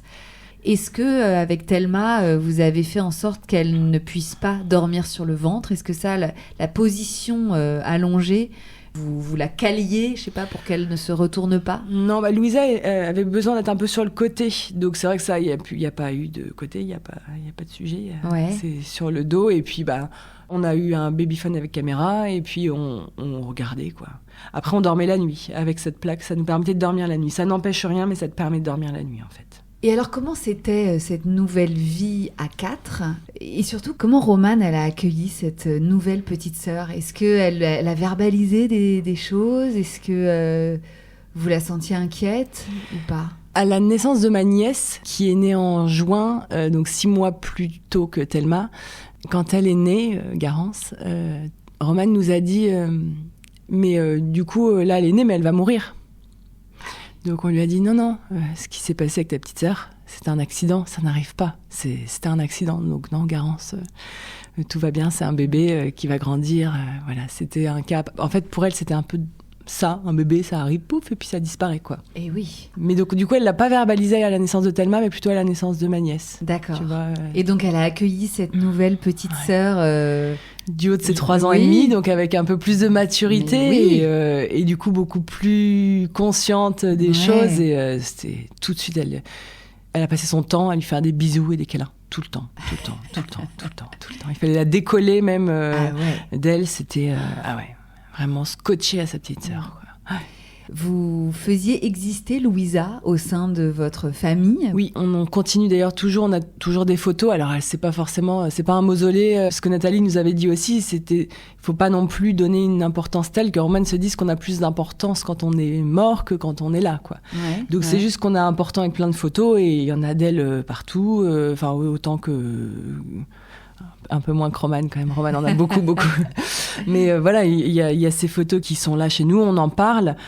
Sans en parler trop, sans la mettre trop en avant, mais on en parle de manière classique. Et d'ailleurs, il y a pas très longtemps, on était avec mon père, et mon père qui dit à Roman, je sais plus, il fait comme s'il jouait aux 7 familles, et il dit « Dans la famille Joliot, je voudrais la première fille, Roman.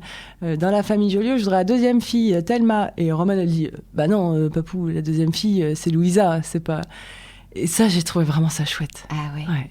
Oui, c'est-à-dire qu'elle a bien intégré que sa petite sœur a été là et que c'est la deuxième. Ouais. Et que Thelma, c'est la Thelma, troisième. c'est la troisième. Et qu'elle ne prendra pas la place de la deuxième. Ouais, c'est ça. Non, c'est vraiment pour elle bien distinct. Ouais. Voilà. Bon, donc nouvelle vie avec cette nouvelle petite fille que tu as fait garder. Comment vous vous êtes organisé là du coup ? On l'a fait garder par une autre assistante maternelle parce qu'on a contacté Ludivine. Victor l'avait fait, mais moi j'avais dit que je pouvais pas, pas vis-à-vis d'elle, mais refaire les mêmes gestes en fait. Aller la déposer, avoir un appel d'elle, ce serait plus possible. Bien sûr. Ouais. Et elle de toute façon a dit je peux pas reprendre un de vos bébés en fait, c'est pas possible. Ce qui est tout à fait entendable aussi. Donc on a trouvé une à côté de chez nous. On lui a tout de suite expliqué le contexte. C'était son premier contrat, parce qu'elle avait fait chez les gens, donc c'était peut-être un peu lourd aussi pour elle. Ouais. Mais du coup, elle a vraiment, on lui a dit, voilà, on vous a acheté une plaque à mettre sous le matelas aussi. Oui, la mettez. très bien. Et donc voilà, elle a évidemment bien compris dans quoi elle se lançait. Ouais. Mais bon, quand on est en confiance, on n'est pas on n'est pas spécialement oppressant et on lui a jamais dit à appeler ou dit ça va, tout va bien. Non, jamais. Quoi. Jamais. Non. D'accord. Donc Thelma a été gardée à quel âge ? Elle a été gardée à 2 mois et demi. Oui, parce que tu as recommencé à bosser rapidement. Les joies du libéral. Et oui, bien sûr. Ouais. Et ça, c'était pas trop dur de la confier à quelqu'un d'autre ? Non, j'avais dit à Naomi, donc qui est la nounou de Thelma, d'Abigail aujourd'hui, je lui avais dit si jamais il y a un truc, faut nous appeler pour, je sais pas, du Doliprane, vous appelez Victor. Ah oui. Moi, je peux pas. Ouais. Par contre, très vite, les petits pyjamas en un mois, les petits bodys, j'ai dit à Victor, je te préviens, je les mets dans une boîte, mais on va les ressortir. Et là, c'est devenu une évidence, ce schéma. C'est-à-dire 3 enfants à la maison. Une évidence. Ok. Bon, Victor, il était d'accord. Hein. Oui. Mais c'est moi je me souviens qu'il m'a regardé en disant « Attends, quoi ? Tu me sors ça comme ça, tu viens d'accoucher ?» Ah oui, c'est venu tout de suite. Mais déjà enceinte, j'avais un peu ce sentiment-là. Ouais. C'est pas fini. C'est pas fini. C'est pas fini. D'accord. Donc Victor, il s'attendait juste, il se demandait un peu quand est-ce que j'allais lui dire « Allez, c'est maintenant !» Et alors, tu lui as dit au bout de combien de temps ? Bon, quand elle m'a eu... un peu avant ses 2 ans, je pense. Ouais. Donc, Thelma avait à peine 2 ans, Romane, du coup, 5, c'est ça ? Ouais. Et tu es retombée enceinte pour la 4e fois. Pour la 4e fois. Facilement, rapidement ? 7 mois. Ok. Voilà, un peu plus long que Thelma où c'était en un mois. Voilà. Thelma a tout fait pour que ce soit facile. Ouais, c'est ça. C'est fou, hein. Et encore aujourd'hui. Ouais. Et encore aujourd'hui. Toujours de bonne humeur, toujours partante pour tout, du haut de ses 3 ans. Tout est facile. Donc, rien n'est un problème. Ouais. Non. Ok. Et donc, au bout de 7 mois, tu retombes enceinte et une 4e grossesse démarre, aussi bien que les 3 autres. Un peu plus de fatigue, de poids, je me suis dit, enfin pas tant de prise de poids moi, mais de lourdeur. J'ai compris à la sortie pourquoi, vu le poids d'Abigail. Mais vraiment, c'était plus fatigant. Et gros sujet de stress en mai, à la moitié de la grossesse, quand finalement Romane revient un jour avec les joues comme si on l'avait giflé, là, les joues toutes rouges, et qu'en fait il s'agissait de la 5e maladie, le parvovirus B19, qu'on appelle la 5e maladie. Je n'en avais jamais entendu parler, mais c'est une de mes amies qui est médecin et sa fille l'avait eu, on devait se voir, elle m'avait dit est-ce que t'es immunisée? Je lui ai dit j'en sais rien, j'ai demandé à ma mère qui a dit je ne sais pas ce que c'est que ce truc. Donc on se voit pas, c'est tout. Mais en fait ça traînait à l'école et un soir Romane revient avec ses joues toutes rouges là, comme si t'avais mis des claques. Hein. Ok. Et, donc 5e maladie avec la varicelle, la rougeole et je sais pas quoi. Ça, oui, d'accord. Et donc ça, c'était dangereux pour toi? C'est dangereux pour les femmes enceintes. Pour les femmes enceintes. Ouais. Et donc elle revient comme ça de l'école, j'envoie une photo à mon amie, je lui dis c'est ça? Elle me dit oui, il n'y a pas de doute. Et donc là, c'était un vendredi soir, le lendemain à 8h, j'étais au labo, je m'effondre de stress. Et elle me dit punaise, vous n'avez pas besoin de ça. Bon, alors Victor, mais arrête de dire mal, de dire aïe avant d'avoir mal.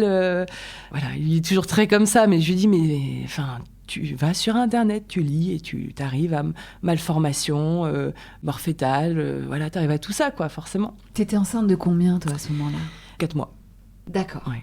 Et donc, c'était un samedi matin, le 6 mai, il y avait le lundi 8 mai, ils m'ont dit les analyses doivent partir à Paris, donc en fait, vous n'aurez pas de réponse avant milieu de semaine prochaine, quoi. Donc, c'était très, très long. Et donc, j'ai eu les résultats le mercredi, entre 2 rendez-vous, entre 2 signatures. Je vois sur mon portable, j'ai les résultats.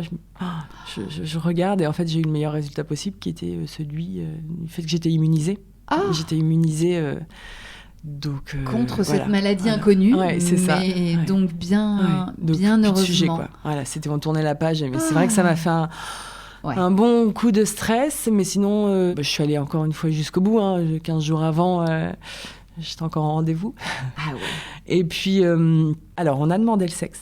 Ah oui. Voilà, cette fois-ci. Cette fois-ci, vous saviez. Cette fois-ci, on savait pour voir ce que ça faisait de savoir. On s'est dit, puis ce sera sympa pour les filles aussi, puis pour nous de voir ce que ça fait. On se projetait. Et donc, le gynéco, on lui dit, on veut savoir. Bon, même si le suspense n'est pas à son comble, on veut savoir. Ouais. Et puis, il regarde et il fait, bon, il n'y a pas de suspense. Vous l'aviez dit. Ah bah ouais. C'est une fille. Et j'ai pleuré de joie, parce que j'étais ravie. T'étais trop contente. J'étais trop contente. Dans ma petite tribu de filles. Et du coup, elle est née donc 2 jours avant le terme. Ouais. C'est vrai qu'à l'approche du terme, moi, j'ai toujours ce stress du déclenchement qui arrive, quoi. Et je fais tout ce qui est possible pour... pour ça arrive naturellement, spontanément. Et j'avais donné cette date du 9 octobre, un peu pour rigoler avec des copains. On a une copine, son terme était le 13 et elle habitait à côté de chez nous. Et on avait fait notre groupe WhatsApp et je l'avais appelé les bébés du 9 octobre, mais 3 mois avant, en me disant, c'est bien, c'est un lundi, c'est le 9, c'est 2 jours avant, c'est probable. Okay. Et puis du coup, mon gynéco, je le vois une semaine avant d'accoucher. Et puis il me dit, vous connaissez le protocole, hein, si jamais vous n'avez pas accouché... vous venez le jour J. Je dis non, mais de toute façon, j'accouche le 9 octobre. Et donc, il se marre et dit, et puis à quelle heure? Je dis, 11h30, c'est bien, c'est pas mal. Il dit, avant le déjeuner, ça me va. Voilà, la blague d'une semaine avant. Et puis, le 9 octobre, donc j'avais un peu rigolé en l'annonçant à tout le monde. Victor va déposer les filles le matin du 9 octobre. Et puis, il dit, t'es sympa, moi, à l'école, j'ai croisé plein de copines qui me disent, qu'est-ce que tu fais là? Maintenant, elle doit pas accoucher aujourd'hui. Ah ouais, il dit, mais c'était vraiment de notoriété publique. T'annonces ça à tout le monde? Je dis, oui, ça va, c'est une blague, c'est bon. Et puis, j'étais dans ma salle de bain, je me tartine d'auto-bronzant. Ok, détail, pourquoi pas? En me disant, bah, comme ça, quand j'accouche, j'aurai une bonne mine, quoi. Ouais. Et là, grosse contraction. Ah, contraction. Ah, contraction. Ok. Mon Dieu. Puis, à 11h15, on était à la maternité. 11h15. Okay. La sage-femme, elle dit, je vais prévenir le docteur Descamps. Et je lui dis, oui, lui dites pas mon nom, dites-lui que j'avais prévenu. Donc, elle a appelé en disant, j'ai une patiente qui est là, mais apparemment, vous savez qui c'est. Ah c'est Madame Joliot. Oui, c'est ça. Ah, c'est trop marrant. C'était très drôle. Et donc là, j'arrive en disant, il faut que vous me fassiez tout de suite le prélèvement sanguin et envoyer en analyse très vite. Ouais. Et puis, la réponse n'est jamais arrivée. Ah ouais. Ça allait trop vite. Parce que c'est allé trop vite. C'était maintenant, faut y aller, c'est parti. Let's go.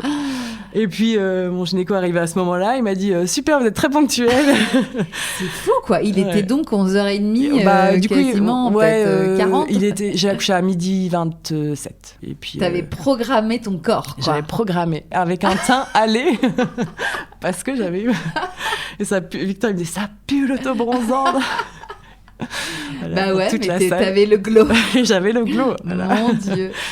Et donc, Abigail est arrivée à 12h27. Et puis voilà, elle était là. Bon, et donc cette 4e petite fille, quand t'as déposé sur le ventre, là, c'était comment ? Bon, c'était fou. C'était fou, c'est de l'amour infini qui t'arrive. Qui se multiplie, Ouais, encore une ça. fois. C'est ton cœur, en fait, là où je te dis que t'as ta cicatrice et que t'as un pansement dessus, ça sera toujours là, mais ton cœur, il a triplé, quoi. Ouais.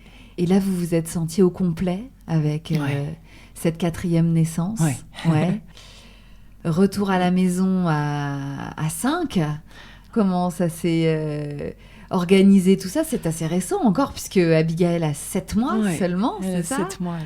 Comment ça s'est passé depuis 7 mois, là ? C'est de l'orga, c'est certain, parce qu'on est bien occupés aussi tous les deux professionnellement, mais ça roule, quoi. Ça roule et ça roule bien. Comment les 2 aînés ont-elles accueilli leur petite sœur ? L'émotion, Romane, quand elle arrive dans la chambre, mais l'émotion. Et quand on a regardé la vidéo, elle m'a dit, tu sais, j'ai failli pleurer à ce moment-là. Oh, je dis, bah oui. Ah ouais, Et puis elles sont toujours après leur petite sœur. Romane passe son temps à dire, mais je l'aime trop. C'est vraiment, elle a de l'amour à revendre, quoi. Ouais. C'est tellement mignon. T'as recommencé à bosser aussi rapidement que les autres fois ? Ouais, en fait, j'ai recommencé à 2 mois et quelques, mais Victor a pris son congé d'1 mois après moi. Ah, ça, c'est vraiment chouette comme format, parce qu'on a chacun profité en tête-à-tête avec elle. Donc aujourd'hui, Abigail a 7 mois. Donc est-ce qu'il y a encore cette année à passer là, psychologiquement, qui, une fois qu'elle sera passée, vous permettra d'être totalement serein ? Oui. Pour Thelma, on avait eu ça aussi d'ailleurs. C'est vraiment le 1 an où tu te dis, bon là, alors il peut se passer plein d'autres choses. Mais ça, c'est passé et voilà. C'est vrai que le côté la poudre ne frappe jamais 2 fois au même endroit, j'ai un peu peur, moi, avec ça. Toujours un peu. J'ai pas développé d'autres angoisses, mais si parfois je me mets à réfléchir à des circonstances où tu te dis, tu traverses la route, il se passe ci, il se passe bien sûr. Tout bête. Faut pas que je parte là-dedans parce que après mon cerveau il vrille un peu. Il vrille un peu. Ouais. Et j'ai toujours ce truc. J'ai connu des gens. Il y a eu Rose il y a pas longtemps. J'ai échangé avec elle d'ailleurs. Ah oui. Ouais, Rose, l'épisode sur la PMA post-mortem. Ouais. Où tu vois, en l'écoutant, je me dis, si la foudre, elle peut frapper 2 fois au même endroit et. Je suis toujours assez précautionneuse avec ça, mais... Est-ce que tu dirais qu'aujourd'hui, tu as un rapport différent à la mort ? Oui, surtout grâce aux lectures que j'ai pu faire, en fait.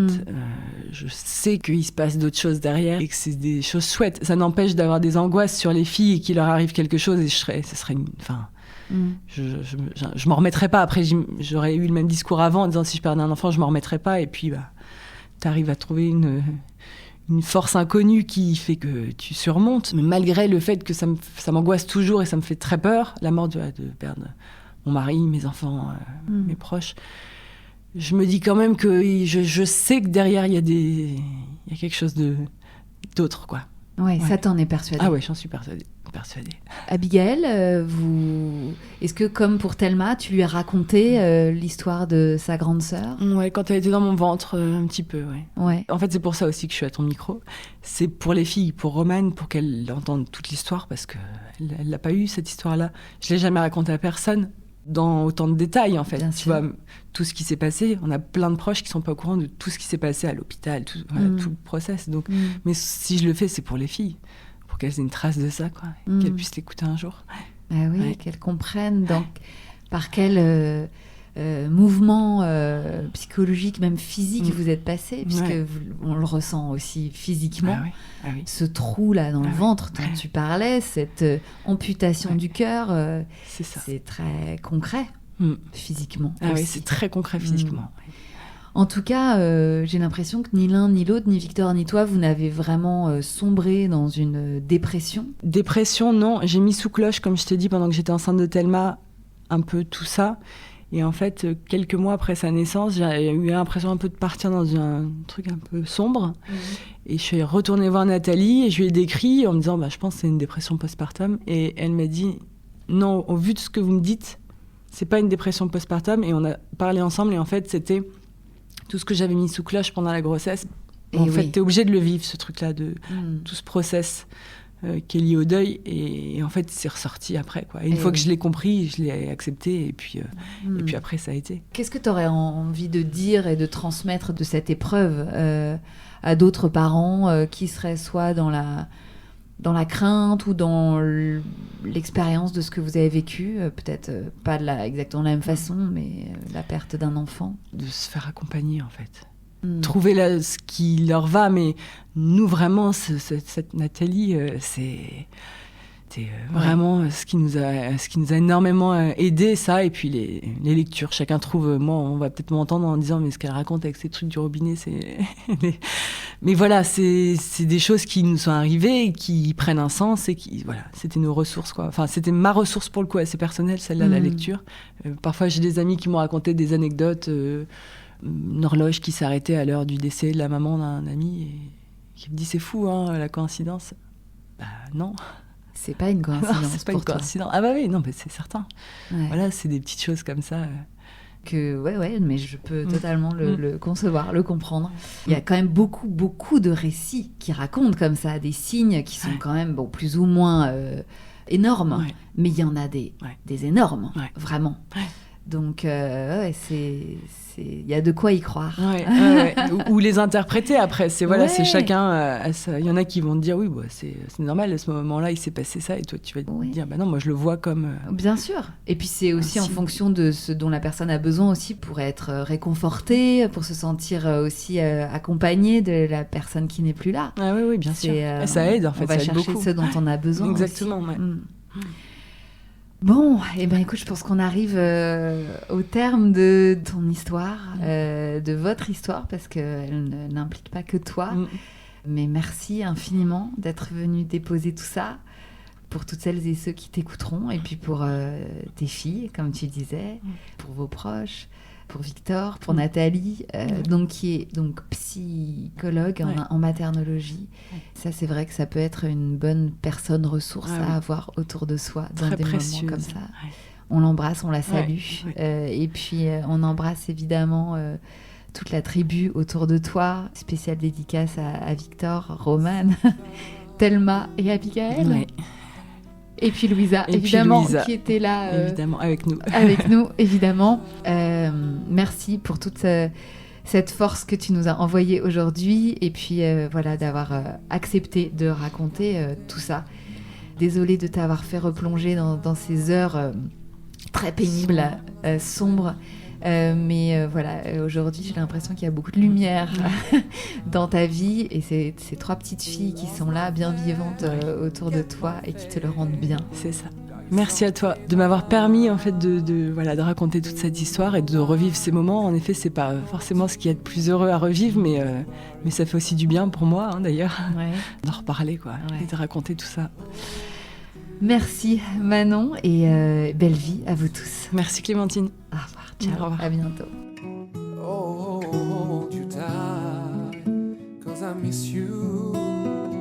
Et voilà, c'est la fin de cet épisode. Encore un immense merci à Manon d'avoir accepté de témoigner sur ce sujet si difficile. J'imagine qu'il n'a pas été évident à écouter, mais si vous êtes encore là, c'est que vous êtes aussi convaincu que moi que l'histoire de cette femme nécessitait d'être entendue. On se retrouve tout lundi prochain pour un nouvel épisode, et promis, votre mascara ne coulera pas, ou alors ce sera parce que vous pleurerez de rire. D'ici là, évidemment, on se suit et on échange sur Instagram, sur le compte bliss.stories. Je vous embrasse, prenez bien soin de vous et de vos proches, et puis bien sûr, long live the bliss.